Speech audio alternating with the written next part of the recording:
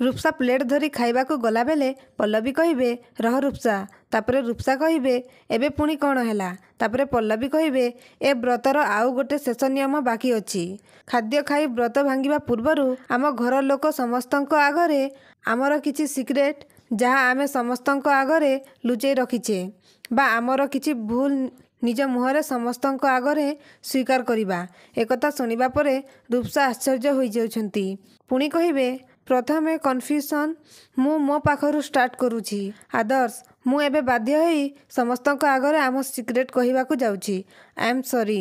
Actually सत कथा हैला मु आउ आदर्श आमे पुणी थरे विवाह करिनु। समस्तंक आगरे केवल बाहा हेबार नाटक करुछु। एमिति कथा पल्लवींक पाखरु सुनिबा परे समस्ते आश्चर्य होई जाउछंती। तापरे माया कहिबे तू ये कौन कहूछु पल्लवी, मोर तो कथारे विश्वास होनी। तापरे आनंद कहिबे किंतु तमे दुई जण एमिति नाटक करूछ काहींकी।